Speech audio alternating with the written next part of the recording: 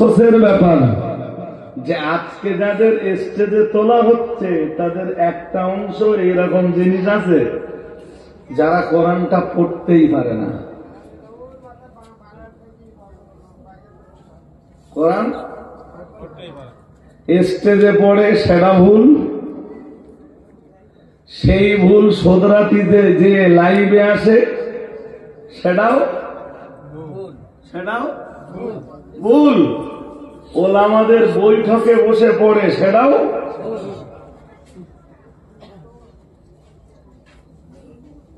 তারাই দাবিদার হয় তারা নাকি হকের অতন্দ্র প্রহরী, সিলসিলার একানিষ্ঠ খাদেন।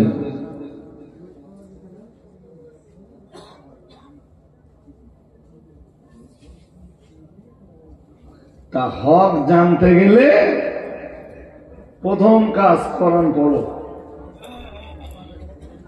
হক কথা কোথায় আছে? কোরআনের বাইরে আছে? জোর করে বলেন।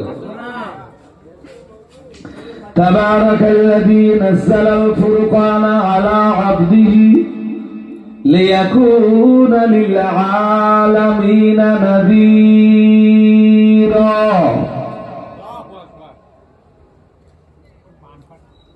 তাবারাকাল্লাযী নাযালাল ফুরকান। একটা কথা বলি রাখি, একটু মন কান দিয়ে শুনতে হবে ভাই সাহেব। এ কোনো ঘটনা না যে খানিকটা বাদ দিয়ে শুনলে বুঝতে পারবেন, পরেরটা কিচ্ছু বুঝতে পারবেন না। সবগুলো কথা শোনেন তাহলে মজা লাগবে না। কোরআনের অনেকগুলো নাম আছে, যার ভিতরের একটা নাম হলো ফুরকন। কি নাম? আল্লাহ বলতেছেন যিনি নাজিল করেছেন, অবতীর্ণ করেছেন, অবতরণ ঘটিয়েছেন ফুরকনে। কিসের অবতরণ বলেন? বলতে হতো কিসের অবতরণ? ফুরকন বল, আবার বলে কোরআন। আমি বলতেছি ফুরকন, তা আপনি এখন যদি কোরআন বলেন তাই বোঝাবো কি করে? আপনি আপনার দিক দিয়ে যেটা বলছেন সেটা ঠিক, যে যেটা ফুরকন সেটাই তো হুজুর কোরআন। আপনি আপনার চিন্তায় ঠিক আছেন, বাট আমি যে চিন্তায় আপনাকে কথাটা বোঝাতে চাচ্ছি, যদি আপনি আমার চিন্তাতে না বোঝেন তো আমি তো বোঝাতে পারবো না। তিনি কি নাযিল করেছেন? জোরে বলুন, বলতে হবে। ফুরকন কি নাযিল করেছেন? আমরা যেন বললাম আল্লাহ ফুরকন আপনি কার উপরে নাযিল করেছেন? মহান আল্লাহ বললেন তাবারাকাল্লাযী নাযালাল ফুরকান। আল্লাহ পাক রব্বুল আলামিন বললেন পরম কল্যাণময় তিনি। মন দিয়ে শোনেন। ওই ছেলে বস না বাবা, ডিস্টার্ব করিস, তাড়াতাড়ি বস। আবার বলি তাবারাকাল্লাযী নাযালাল ফুরকানা আলা আবদিহি। মহান আল্লাহ জানিয়েছেন পরম কল্যাণময় তিনি।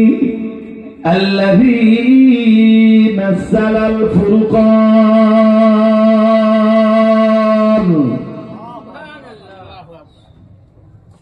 যিনি নাযিল করেছেন। কি নাযিল করেছেন? সবাই বলুন। এই তো এবার বল ফুটে দেয়, আপনাদের বল ফুটলে তো আমি পারি বলো। আমরা যেন বললাম পরম কল্যাণময় ফুরকান নাযিল করেছেন কার উপর? মহান আল্লাহ বললেন আলা আবদিহি, তার বান্দার উপর। কে সেই বান্দা? মুহাম্মাদুর রাসূলুল্লাহ।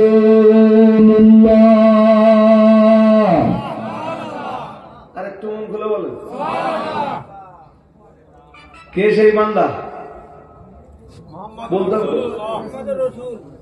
পরম কল্যাণময় তিনি, যিনি ফুরকান নাযিল করেছেন তার কোন এক বান্দার উপর। তার কোন এক কে সেই বান্দা? তো বলতে হবে তো আপনাদের। আমরা যেন বললাম আল্লাহ ফুরকান আপনি তার উপরে কেন নাযিল করেছেন? আল্লাহ পাক রব্বুল আলামিন জবাব দিয়ে বললেন লিয়াকুনা লিল আলামিনা নাযীরা। মহান আল্লাহ বললেন যাতে তিনি তাম দুনিয়াবাসীকে ভয় দেখাতে পারেন, যাতে তিনি তাম দুনিয়াবাসীকে এই ফুরকান দিয়ে কি করতে পারেন? কিসের ভয়? আল্লাহর আযাবের ভয়। কিসের ভয়? জাহান্নামের শাস্তির ভয় দেখাতে পারেন এবং জাহান্নামের শাস্তির ভয় দেখিয়ে মানুষকে জান্নাত অভিমুখী বানাতে পারেন। একটু মন খুলে। আরে ভাই এখান থেকে তো অনেক কথা বেরিয়ে যায়, যদি আমরা শিক্ষা নেই মনে করি আয়াত থেকে তো সে শিখবো। এখন তো অজনদের মজলিসে আর শেখাশেখির কোনো গল্প নেই, লম্বা ধরে সুদ দেওয়া করতে হবে। তাহলে হুজুর বাবা ওই বলছিলাম দিল্লির মসজিদ সোজা হারে বারের সার নাকি 2 ঘন্টা যখন একদম বিরাট জ্ঞান হাসিল করে বাড়ি গেল। ধর্মতে কি দেখা করবে কেউ জানে। আলেমের কাজ কোরআন পৌঁছে দেওয়া না ঘটনা মানুষের কাছে পৌঁছে দেওয়া? এই তো আপনারা এবার বুঝতেছেন আস্তে আস্তে। হ্যাঁ, কোরআন মানুষের কাছে পৌঁছে দেওয়া কার দায়িত্ব? আলেমের দায়িত্ব। এখন কার দায়িত্ব? কারণ এই কোরআন একদিন পৌঁছে দিয়েছেন মুহাম্মদুর রাসূলুল্লাহ সাল্লাল্লাহু আলাইহি ওয়াসাল্লাম। এখন মানুষের কাছে কাছে কোরআন পৌঁছে দেওয়ার দায়িত্ব কাদের? উলামায়ে কেরাম একটু স্টেজ পেলেই তো ঘটনা বলে।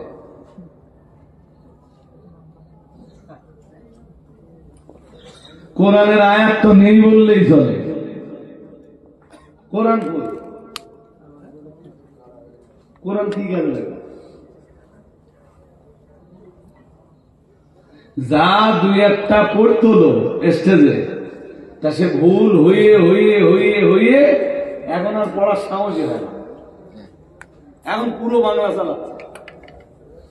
অতি দাউদ করতে জনগণ 10,000 15,000 দেয়। সুর আছে তো, গজল গাওয়ার ক্ষমতা আছে।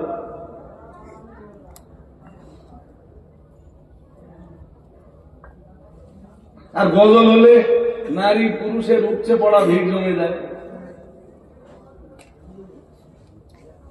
যেই ছেলেগুলো কোরআনের মজলিসে বসে না তারা গজল হলে দাঁড়িয়ে দাঁড়িয়ে হ্যাঁ না বলে না। আরে জোর করে বলো না কেন?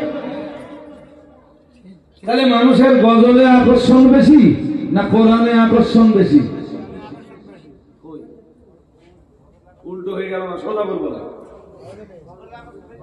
আরে বাবা মুফতি সাহেব 2 ঘন্টা কোরআন দিয়ে ওয়াজ করবেন, যেই ছেলেগুলো মজলিসে বসলো না পরে একজন হুজুর আসবে এসে গজল বলবে সুর করে, তখন বসে যাবে বা দাঁড়িয়ে যাবে। তাহলে গজলের আকর্ষণ বেশি না কোরআনের আকর্ষণ বেশি হলো? গজলের আকর্ষণ বেশি হলো। আচ্ছা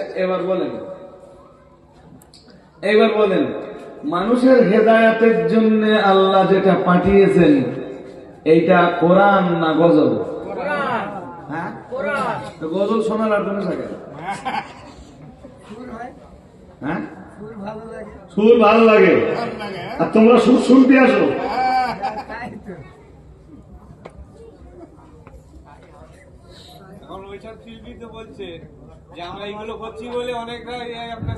হ্যাঁ, আঙ্গা হিংসা লাগে। ঠিক, আরো বলেন যে তোমরা হিংসা লাগে। আঙ্গা হিংসা লাগে, আমার হিংসা লাগে, মুফতি সাহেবের হিংসা লাগে, মাদিন সাহেবের হিংসা লাগে। বলো গলা নেই তোর, গলা কোকিলের মতো না কাকের মতো? আঙ্গা গলা কোকিলের মতো, এই জন্য আমরা ভালো বলি। হুজুর খুব তো মূলনীতি দেখাচ্ছে। সেদিন থেকে এক হুজুর বলতেছে লাইভে কেউ একটা দেখাচ্ছে আমার, বলছে এদের সাথে আমাদের ফুরুই ইখতিলাফ নয়, মতবিরোধটা ফুরুই মতবিরোধ নয়, উসুলি মতবিরোধ। তুমি উসুল ঘোড়ার ডিম বোঝো, সে নাকি এদিককার কোন এক মাদ্রাসায় নাকি হাদিস পড়ায়।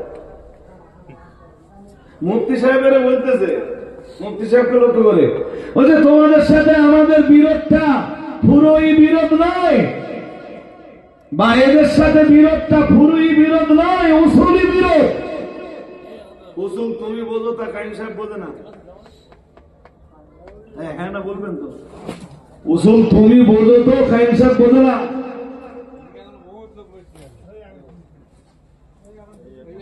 এই ছোট ভাই এখন ফেলো না ভাই, যান ঝামেলা করো না, দুটো কথা বোঝাচ্ছি লোকজনগুলো বুঝুক। হ্যাঁ, উসুল তুমি বোঝো তো অল ইন্ডিয়া সুন্নাত ওয়াল জামাতের আলেমরা বোঝে না।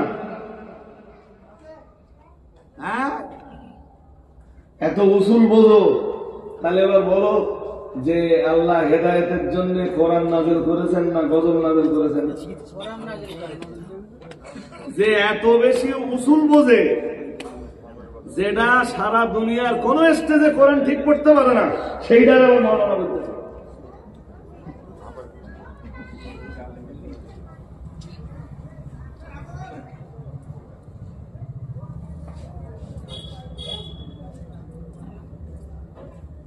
জি চলো কোরআন খুঁজে দেখে নেই, কোরআনে কি মূলনীতি আছে। شهر رمضان الذي أنزل فيه القرآن هدى للناس وبينات من الهدى والفرقان।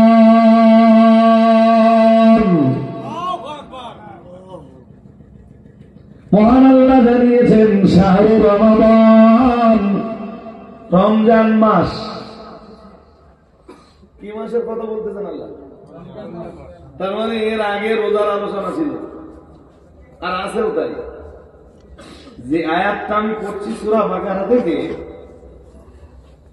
সূরা বাকারার 182 নম্বর আয়াত থেকে সম্ভবত রমজানের আলোচনা চলছে। 182, 183 আর এটা সম্ভবত 184 নম্বর আয়াত। লাগবে না, আমার কাছে মোবাইলে থাকে। তো এর আগের আয়াতগুলোতে সম্ভবত আলোচনা ছিল, সম্ভবত না, এর আগের আয়াতগুলোতে রোজারই আলোচনা ছিল। এর আগের আয়াতগুলিতে আল্লাহ পাক রব্বুল আলামিন রোজা সংক্রান্ত বিষয়ে আলোচনা করেছেন। আর আল্লাহ পাক রব্বুল আলামিন আলোচনা করতে করতে আমি যে আয়াতটা এখন পড়ছি, এই আয়াতে এসে বললেন, আমরা রোজা সম্বন্ধে অনেক আলোচনা শোনার পরে আমরাই যেন প্রশ্নটা করে ফেললাম, আল্লাহ রোজা রাখতে হবে বুঝলাম, রোজা আপনি ফরজ করে দিয়েছেন বুঝলাম, সুস্থ অবস্থায় রোজা ছাড়তে পারবো না সেটাও বুঝলাম, কিন্তু রোজা আমরা পালন করব কোন মাস?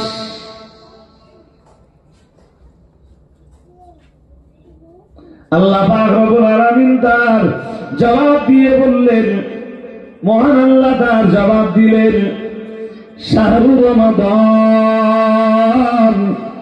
মহান আল্লাহ বললেন রমজান মাস। আরেকটু বলে কোন মাসে রোজা রাখবা? আমি বলবো হুজুর এক হজ করতে করতে হঠাৎ আপনি রোজা চলে এলেন, মাথা ঠিক নেই আপনার। চলেন মাথা ঠিক আছে, দেখি আরেকটু গাই। শাহরু রমাদান, মহান আল্লাহ জবাব দিয়ে বললেন রমজান মাস।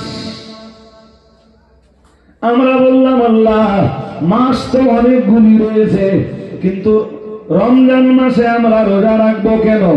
আল্লাহ রমজান মাসে আপনি রোজা কেন ফরজ করে দিয়েছেন? মহান আল্লাহ জবাব দিলেন, শাহরু রমাদান আল্লাযী উনজিলা ফীহিল কুরআন। মহান আল্লাহ বললেন রমজান মাসে রোজা এজন্য ফরজ করে দিয়েছি কারণ রমজান এমন মাস যে মাসে কোরআন নাযিল করা হয়েছে। যেহেতু কোরআন নাযিল হয়েছে রমজানে, তাই রোজাও ফরজ করা হয়েছে। সুবহানাল্লাহ বলেন। আরেকটু মুখ খুলে বলেন। কোরআন নাযিল করা হয়েছে কি মাসে? রমজানে। এই জন্য রোজাও ফরজ করা হয়েছে। সুবহানাল্লাহ বলুন। আরো আওয়াজ দিয়ে। যদি ফের জিজ্ঞেস করা হয় আল্লাহ কোরআন এত গুরুত্বপূর্ণ কেন, যে যেই মাসে আপনি কোরআন নাযিল করতেছেন সেই মাসটাই গুরুত্বপূর্ণ হয়ে গেল, মর্যাদাবান হয়ে গেল। মহান আল্লাহ জবাব দিলেন, কোরআন গুরুত্বপূর্ণ এজন্য যে হুদাল লিন্নাস, কোরআন তামাম পৃথিবীবাসীর জন্য গাইডলাইন, কোরআন তামাম পৃথিবীবাসীর জন্য হেদায়াত, কোরআন তামাম পৃথিবীবাসীর জন্য পথ নির্দেশিকা। আর একটু মন খুলে বলে। সূরা বাকারার এইটা 185 নম্বর আয়াত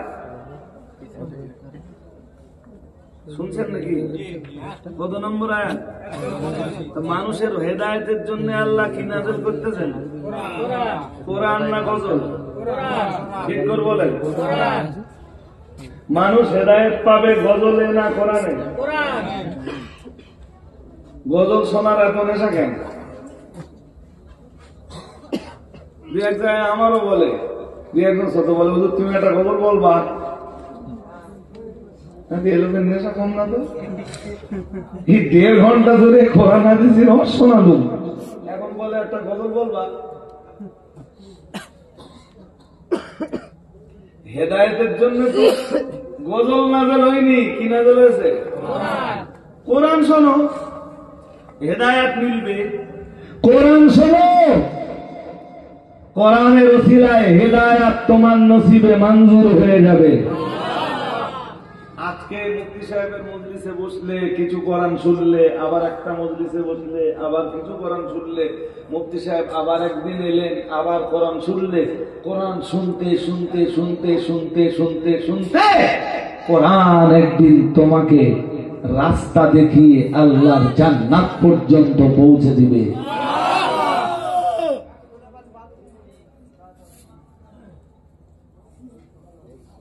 চলুন ওই একটা ঘিরে যাই এবার। কোন আয়াত বলেন তো, কি পড়ছিল মনে আছে? তাবারাকাল্লাযী নাযালাল ফুরকানা, পরম কল্যাণময় তিনি, যিনি নাযালাল ফুরকানা, ফুরকান নাযিল করেছেন। আমরা যেন বললাম আল্লাহ ফুরকান আপনি কার উপরে নাযিল করেছেন? অথবা পরম কল্যাণময় যিনি, তিনি ফুরকান নাযিল করেছেন কার উপর? আল্লাহ পাক রব্বুল আলামিন জবাব দিলেন, আলা আব্দিহি, তার এক বান্দার উপর। ও বাবাজিরা ভাইরা, কে সেই বান্দা? আপনারাই বলেছিলেন সে বান্দা অন্য আর কেউ নন, সে বান্দা হলেন মুহাম্মাদুর রাসূলুল্লাহ সাল্লাল্লাহু আলাইহি ওয়াসাল্লাম। তাহলে আল্লাহ পাক রব্বুল আলামিন তার সর্বাপেক্ষা পেয়ারা বান্দা মুহাম্মাদুর রাসূলুল্লাহ সাল্লাল্লাহু আলাইহি ওয়াসাল্লামের উপর কোরআন নাযিল, ফুরকান নাযিল করলেন। ফুরকান, ও বাবাজিরা ভাইরা, আমরা যেন বললাম আল্লাহ, আমরা যেন আবার সওয়াল করলাম আল্লাহ ফুরকান আপনার বান্দা মুহাম্মাদুর রাসূলুল্লাহ সাল্লাল্লাহু আলাইহি ওয়াসাল্লামের উপরে নাযিল আপনি করলেন কেন? আল্লাহ পাক রব্বুল আলামিন বললেন, লিয়াকুনা লিল আলামিনা নাযীরা। মহান আল্লাহ বললেন যাতে তিনি তাম দুনিয়ার মানুষকে ভয় দেখাতে পারেন। আর একটু মন খুলে বলেন। তাহলে আলেমের দায়িত্ব কি দিয়ে ভয় দেখাবে? ফুরকান দিয়ে। কি দিয়ে ভয় দেখাবে? এইবার এতক্ষণ করে বলুন ফুরকান কি? ফুরকান কি?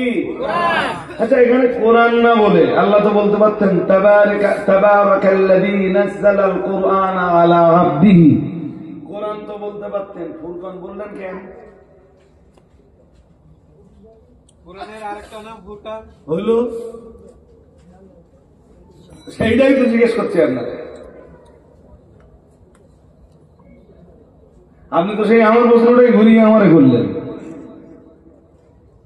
যা কোরআন তাই তো ফুরকান, হ্যাঁ না বলে না? হ্যাঁ, তা কোরআন না বলে ফুরকান বলতেছেন কেন? আসলে কোরআন এমন এক কিতাব যা হক আর বাতিলকে আলাদা করে দেয়।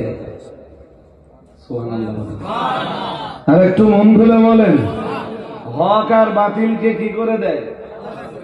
ন্যায় আর অন্যায়কে আলাদা করে দেয়, ইনসাফ আর বিইনসাফকে আলাদা করে দেয়। শুনছেন নাকি? শুনছেন? আলো আর অন্ধকারকে, জোরে বলুন, যে আলাদা করে দেয় তার নাম ফুরকান। তার নাম বুঝতে অসুবিধা হচ্ছে? হ্যাঁ, তাহলে হক কথা কোথায় পাওয়া যায়? জোরে বলেন, ফুরকানে। কোথায় পাওয়া যায়? ফুরকানে হক কথা পাওয়া যায়। আচ্ছা বলেন, যে কোরআন পড়তেই জানে না ও কি হক কথা জানলো? যে যত বেশি কোরআন বোঝে সে তত বেশি হক কথা জানে। হ্যাঁ না বলবেন? মুফতি সাহেবের যত বেশি এলেম আছে, মুফতি সাহেব তত বেশি হক কথা বলবে। তুমি কোরআনটাই পড়তে পারো না, স্টেজে উঠলি ভুল হয়, লাইভে এসে পড়লি ভুল হয়, বৈঠকে মাওলানাদের সামনে বসে পড়ো সেটাও ভুল হয়। তুমি কোরআন কেমনে বুঝলে? আর তুমি কোরআনই বুঝলে না, তাহলে তুমি হক কথা কি বুঝলে? আমার কথা বলে না, হক কথা কোথায় আছে আবার বলে? ফুরকানে। সূরা কাফ আছে না কোরআনে? আছে? Calf calf. ভাই এসব কথা গুছিয়ে বুঝিয়ে বলবার জন্য ধৈর্য দরকার, আমারও আর যারা শুনবেন তাদেরও। আল্লাহ পাক রব্বুল আলামিন কোরআনুল কারীমের সূরা কাহফের 29 নম্বর আয়াতে জানিয়েছেন, আকুলিল হাক্কু মির রাব্বিকুম ফামান শাআ ফালইউমিন ওয়া মান শাআ ফালইয়াকফুর। এটা মন দিয়ে শোনেন, সূরা কাহফ 15 পারা 18 নম্বর সূরা 29 নম্বর আয়াত। শুনছেন নাকি? কি আছে জানেন? আল্লাহ বলতেছেন কুল, অকুল, আর হে রাসূল আপনি বলুন। হে রাসূল আপনি, তা নবী কি বলবেন? নবী যেন বললেন, আল্লাহ কি বলবো আমি? আল্লাহ পাক রব্বুল আলামিন বললেন, ও নবী আপনি দুনিয়ার মানুষের কাছে এই মেসেজটাই পৌঁছে দেন, এই বার্তাটা পৌঁছে দেন, আল হাক্কু মির রাব্বিকুম, হক এসছে আমার রবের পক্ষ থেকে। হক কার পক্ষ থেকে এসছে? হক এসছে তোমাদের রবের পক্ষ থেকে। আল হাক্কু মির রাব্বিকুম, হক সত্যটা এসছে তোমাদের রবের পক্ষ থেকে। আর একটু মন খুলে বলেন, আমার কথা বুঝতে অসুবিধা হচ্ছে? হক এসছে তোমাদের রবের পক্ষ থেকে। কার পক্ষ থেকে? কিভাবে এসছে? ওহী রূপে। কিভাবে এসছে?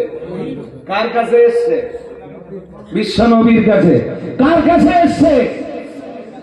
আর বিশ্ব নবীর কাছে, বিশ্ব নবী ওয়াদাহু ইলা জামিইন নাস।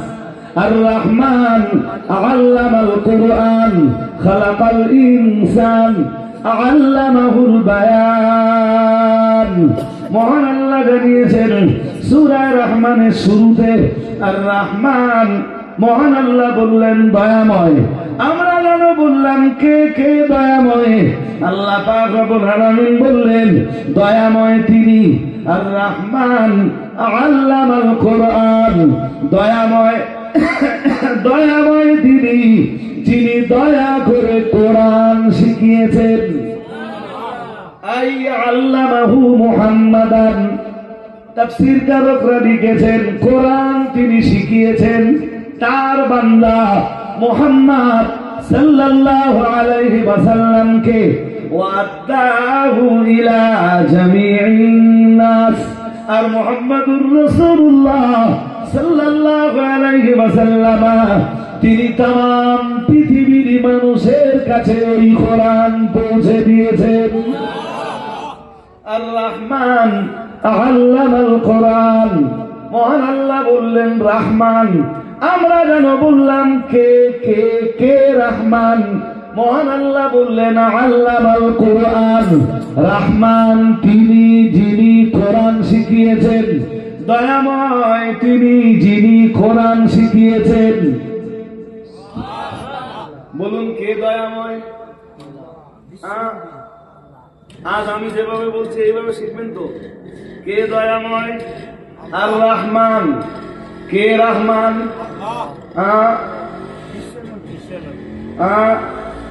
ভুল হয়ে যাচ্ছে। আমি আবার বলছি, এই কারণে একই কথা বারংবার বলি। আর রহমান, রহমান তিনি, দয়াময় তিনি। আমরা বললাম কে? মহান আল্লাহ বললেন আল্লামাল কোরআন, যিনি কোরআন শিখিয়েছেন। কে রহমান? যিনি কোরআনুল কারীম শিখিয়েছেন। আরো আওয়াজ দিয়ে বলেন কে রহমান? এই তো এবার ঠিক বলতেছেন। কে রহমান? যিনি, সবাই বলেন। আপনি যদি কোরআন শিখতে না পেরে থাকেন তাহলে আপনি দয়াই পাননি। দয়াময় তিনি, যিনি দয়া করে কোরআন শিখিয়েছেন। যিনি দয়া করে, হ্যাঁ, তো যে কোরআন শিখলো না ও দয়াই পেল না। আর যে যত বেশি কোরআন শিখলো সে তত বেশি আল্লাহর দয়া পেল। যে যত বেশি কোরআন বুঝলো, যে কোরআনের আলো দিয়ে নিজেকে যত বেশি প্রতিষ্ঠা করলো, সে আল্লাহর দয়ার তত বেশি হকদার হলো। আর একটু মন খুলে, যে কোরআন যত বেশি প্রচার করলো সে তত বেশি আল্লাহর দয়ার হকদার হলো। আর একটু মন খুলে, মুফতি সাহেব কি কোরআন প্রচার কম করে? জোর করে বলতে হবে তো আপনার। মুফতি সাহেব কোরআন প্রচার কি কম করে না অনেক বেশি করে? হ্যাঁ, জামে ছাত্র কম আছে, তা মুফতি সাহেবের উপরে আল্লাহর দয়া হবে না?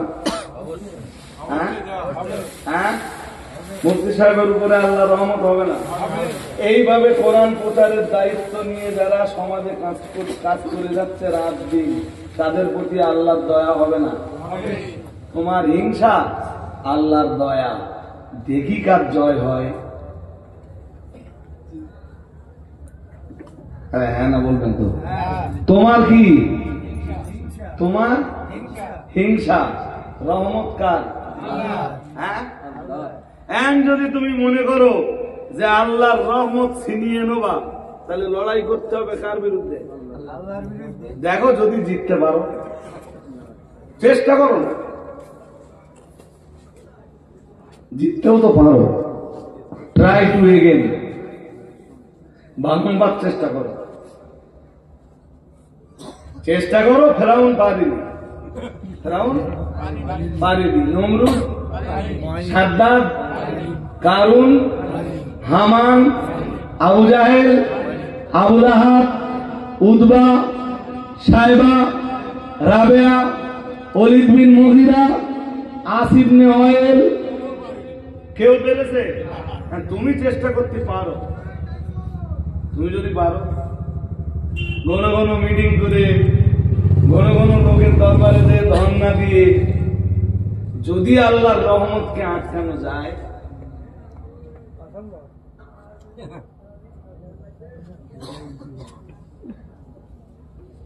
মাঝে মাঝে আমার না খুব হাসি পাই ভাই। কাউকে বলিনি, বলো নিজে নিজে একটু হাসি। এসব ভাবিয়া কি কথা বলে না, 256টা গ্রামে মডেল চলতেছে। কোরআনের কাজ চলতেছে তো? আরে হ্যাঁ না বলে না? তো এই কোরআনের কাজ যারা করছে তাদের প্রতি আল্লাহর রহমত হবে না, হবে না? জোর করে বলুন।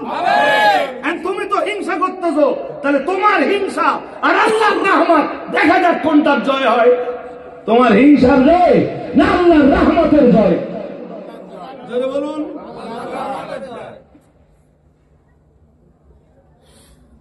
কি বলতে বলেন মুফতি সাহেবের এক হুজুর আর কি, সে হুজুর অন্তত বছর 20 মুফতি সাহেবের গুণগান গেয়েছে, গিয়ে দিয়ে এখন বলতেছে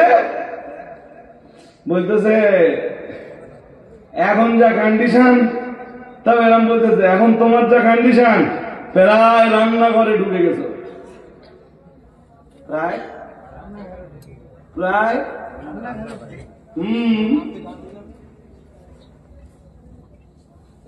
প্রায় রান্নাঘরে ঢুকে গেছে। রান্নাঘরে মুফতি সাহেব ঢুকে যায়নি, তোমার ডায়েরির পাতায় আল্লাহ জাপ পোকা লাগিয়ে দিয়েছে। কথা বুঝতে পারেন না?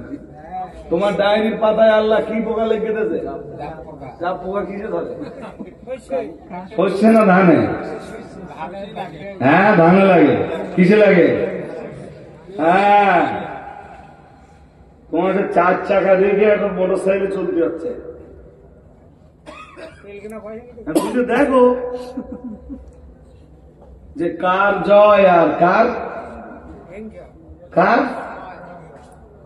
আরে মুফতি সাহেব রান্নাঘরে ঢুকবে তো 22 বছর আগে ঢুকবে, যেদিন জামেয়া ছিল না। মুফতি সাহেব রান্নাঘরে ঢুকবে তো আজকে ঢুকবে কেন? আজকে 256টা মডেল চলছে। ঢুকবে তো 22 বছর আগে ঢুকবে। মুফতি সাহেব রান্নাঘরে ঢুকবার হতেন যদি 22 বছর আগে ঢুকতেন, যখন আঞ্জুমানে ওয়াইজিনের এতটা আলেম মুফতি সাহেবের পাশে ছিল না। ঠিক কিনা বলবেন তো? হ্যাঁ, মুফতি সাহেব রান্নাঘরে ঢোকার হবেন তো আজকে ঢুকবেন কেন? 22 বছর আগে ঢুকতেন, যখন অল ইন্ডিয়া সুন্নাতুল জামাতের সাইবার সেল ছিল না। মুফতি সাহেব রান্নাঘরে ঢুকবার হলে সেদিন ঢুকে যেতেন যেদিন মুফতি সাহেবের হাজার হাজার আলেমে দিন ছাত্ররা ছিল। আজকে হাজার হাজার আলেমে দিন ছাত্ররা, আজকে কেন রান্নাঘরে ঢুকতে যাবে? রান্নাঘরে মুফতি সাহেব ঢুকে যায়নি, যে গরুর গোস্ত খায় তার গরুর গোস্ত ঢেকুর ওঠে, যে সজনে শাক খায়, কথা বলেন, আর যে আমলার খাটা খায় বাহ বাহ বাহ টক ঢেকুর ওঠে।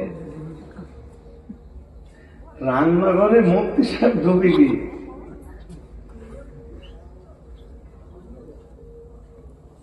আমি সে আগে একটা কথা বলতাম, সেটা আবার বলতে টলতে চাই না ভাই। এখন মনে করি যে মানুষ আমার কাছে কোরআন হাদিসের 2টো বয়ান শুনবার জন্য আসে, আর আমি সময় নষ্ট করবো মানুষের। আগে একটা কথা প্রায় বলতাম, আমি প্রায় স্টেজে বলতাম যে যে যেমন ধ্যান না জগৎ দেখে তেন না। বুঝতে পারেন? যে যেমন ধ্যানার কন্ডিশন যা হয়েছে সেইটা ঘুরিয়ে এখন মুফতি সাহেব বলতে হচ্ছে। তুই যে খাবি তোর ঢেকুর তো তাই ওই। হ্যাঁ না বলে না?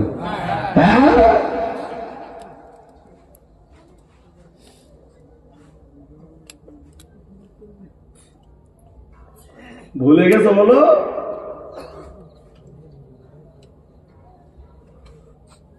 হাজিরিনে মজলিস, আল্লাহ আমাদের সকলকে বুঝবার তৌফিক দান করুন। বলুন আমিন, বলুন না আমি। তোমরা যত পারো লড়াই করো, যত পারো বিরোধিতা করো, যত পারো শত্রুতা করে যাও। তোমাদের শত্রুতা লরির পিছনে লেখা থাকে তোমার হিংসা আমার জয়। দেখেছেন কোনদিন কি লেখা থাকে? তোমার হিংসা আর আমার জয়। অল ইন্ডিয়া সুন্নাতুল জামাতের নেতৃত্ব এখন এতগুলো মডেল স্কুল চলছে, 256টা, এতগুলো ছেলেদের মাদ্রাসা চলছে, এতগুলো মেয়েদের মাদ্রাসা চলছে। এরপরে জামিয়া ইউনিভার্সিটির মতো, জামিয়া রহমানিয়ার মতো ইউনিভার্সিটি ক্যাটাগরির এত বড় একটা প্রতিষ্ঠান চলছে, যা থেকে প্রতি বছর 100+ আলেম, হাফেজ, মুফতি, মাওলানা, কারি, মুহাদ্দিস, মুফাসসির এবং আদিব বার হচ্ছে। মুফতি সাহেব এখন কেন রান্নাঘরে ঢুকতে যাবে?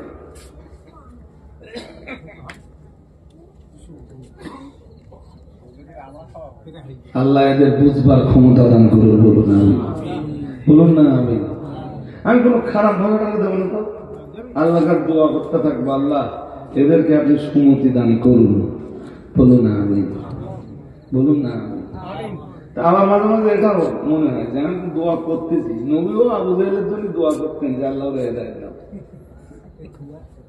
কিন্তু ও কি হেদায়েত হয়েছিল? হ্যাঁ? হয়নি। হাজারিনে মজলিস, তো আপনারা কাজ করে যান, কাজ বন্ধ করলে হবে না। এই তো দুর্বার গতিতে কাজ করছেন, আলহামদুলিল্লাহ আলহামদুলিল্লাহ বলুন। এর কি ছিল, এখন কি হয়েছে? সামনের বছর এই সূরা পুরো পাল্টে দেবে ইনশাআল্লাহ বলুন। আগামী বারের তরঙ্গের অনুষ্ঠান আসবার আগে এই সূরা পুরো পাল্টে দেবে ইনশাআল্লাহ বলুন। বলুন ইনশাআল্লাহ। তুমি হিংসা করো, আমরা কাজ করি। তুমি হিংসা করো, আমরা কোরআন প্রচার করি। তুমি হিংসা করো, আমরা মানুষকে কোরআন শেখাই। তুমি হিংসা করো, আমরা মানুষের কাছে কোরআনের দাওয়াত দিই। দেখি কার জয় হয়, ফায়সালা কার কাছে? লানা আমালুনা ওয়ালাকুম আমালুকুম। আমাদের কাজ আমাদের, আর তোমাদের কাজ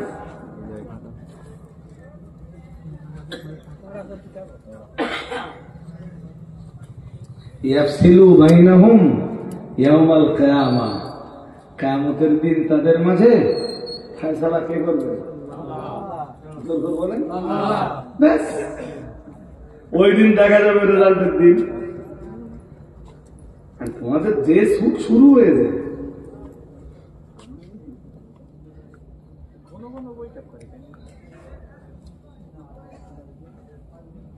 সে একটা কথা আছে না, সে কি কিসে কি বলে আমার সে মন থাকে না, এসব কথা নেই খুব বেশি চর্চা টর্চা করছি তো। কি একটা কথা আছে বলে, সাড়ে তাড়াই কি করবে যদি দৌড়ে মরে যাই? কি বলে না, একটা লোকে সাড়ে তাড়াচ্ছে, ষাঁড় বোঝেন? হ্যাঁ না বলে, ষাঁড়ে তাড়াচ্ছে, তা ওই রান দৌড়চ্ছে, আর ষাঁড়ও তো সত্যি পারে খারাপ না। ষাঁড় কি একেবারে ছোট কম? হ্যাঁ, ওই রকম ষাঁড়ে তাড়াচ্ছে আর ওইরকম দৌড়চ্ছে। তা বহু রাস্তা দৌড়ানোর পর মনে হচ্ছে যে ষাঁড়ে তাড়াই কি করবে যদি দৌড়ে মরে যায়।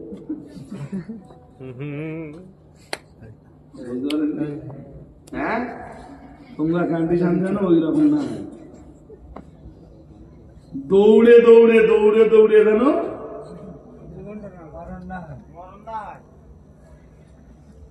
কন্ডিশন তো তাই। একবার এ দরবার আর একবার তারপরের দিন, আজকে এখানে মিটিং, কালকে আরেক জায়গায় মিটিং, পরশুদিন। আল্লাহ বুঝবার ক্ষমতা দান করুন, বলুন আমিন। বক্তব্যের প্রাসঙ্গিকতা আর বাড়বো না। মুফতি সাহেব হুজুর কিবলা বারাকাল্লাহু ফি হায়াতিহি ওয়া ইলমিহি ওয়া আমালিহি ওয়া বায়ানিহি ওয়া খুতবাতিহি, বলুন আমিন, বলুন আমিন। তিনি এসছেন, অল্প কিছু কথা বলবেন। আমি যখন উঠেছিলাম মজলিসের কন্ডিশন তো এত ভালো ছিল না, এখন মজলিসের কন্ডিশন যত ভালো। এই কন্ডিশনটা ভেঙে দেন না। মুফতি সাহেব হুজুর কিবলা অল্প কিছু কথা বলবেন, আর তারপর একটু আখিরি বেলায় ধর্মনাজাত করবেন। এই আখিরি দোয়াটা না নিয়ে যাবেন না, হাদিসে এসেছে আদ-দুআউ মুখুল, না কি হবে আরো সম্ভব না তো, আদ-দুআউ মুখুল ইবাদা, সমস্ত ইবাদতের মগজ হলো দোয়া। এই কারণে আখিরি দমনাজাতটা একটু আপনাদের মুফতি সাহেবের কাছে নিতে হবে। আর মুফতি সাহেবের কাছে একটু দোয়া পাওয়াটা সুলতানপুর গ্রামের মানুষদের জন্য সৌভাগ্যের। নাকি আবার এইরকম ভাবতেছেন যে হুজুর আপনি আবার কোনোদিন মুক্তি সাহেবের বিরুদ্ধে ধর্মের এরকম মনে হচ্ছে না? না কিছু বলেন না। দেখেন আমি বলতে থাকি। বিষয়টা মুফতি সাহেবের সঙ্গে সব বিষয়ে যে আমার 100% একমত হতে হবে এটা কোনো যৌক্তিক কথা না। কোন কোন ক্ষেত্রে মতের অমিল, মতানৈক্য, মতপার্থক্য থাকতেই পারে। এটা ছিল, আছে, বলুন। তো তার মানে এই না যে 30 বছর ধরে যা বলেছি হঠাৎ পুরো সুর বদলে যাবে। রজব আলী এই চরিত্র নিয়ে না 1 সেকেন্ডও বাঁচতে পারবে না পৃথিবীতে।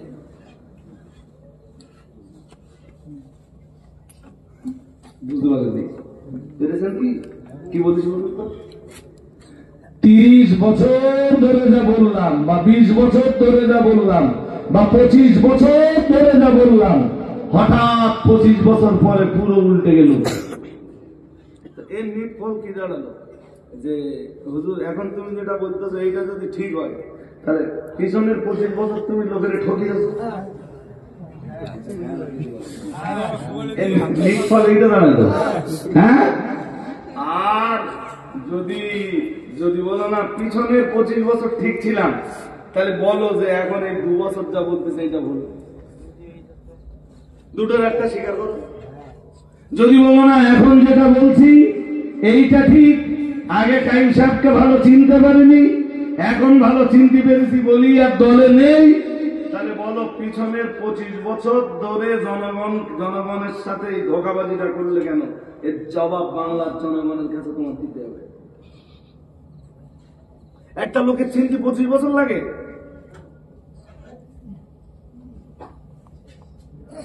কথা হয় না।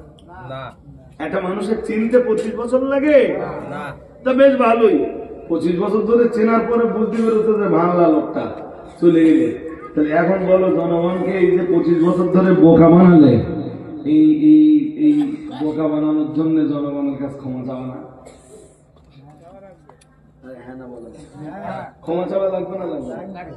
হ্যাঁ,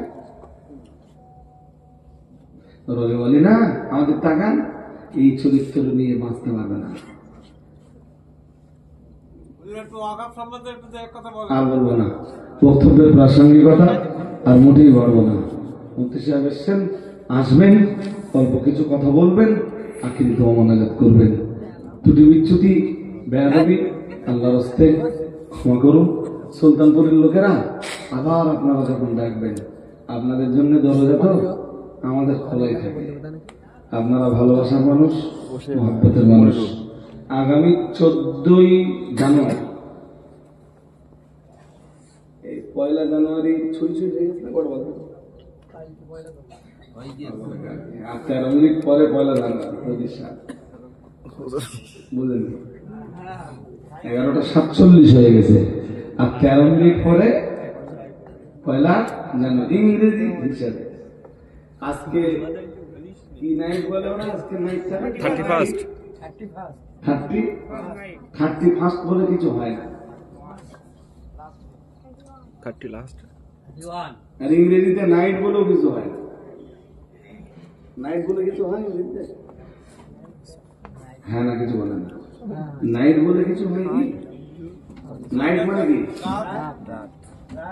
ইংরেজি ভাষায় রাত। ইংরেজি ভাষা রাত। রাত 12টায় আবার এখন কত তারিখ? 31 তারিখ। রাত 12টায় কত তারিখ?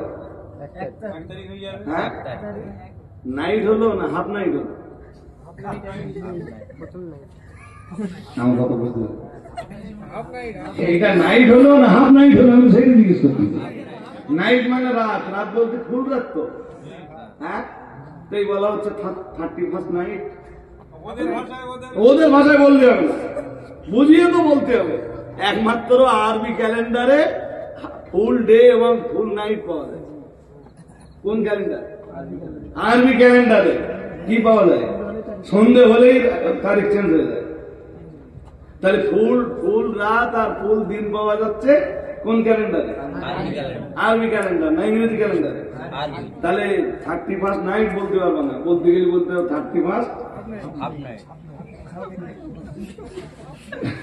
কারণ 1 তারিখ করলি 1 তারিখ যে রাত 12টা যেই পড়ে যাচ্ছে বেজে যাচ্ছে সঙ্গে সঙ্গে চেঞ্জ হয়ে যাচ্ছে না।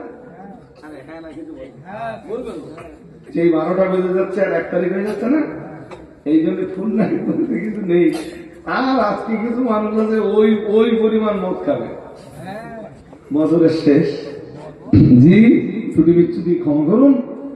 মুফতি সাহেব হুজুর কেবল আসছেন, নারায়ে তাকবীর, একটু আওয়াজ দেন নারায়ে তাকবীর। সিলসিলায়ে মুজাদ্দিদুজ জামান।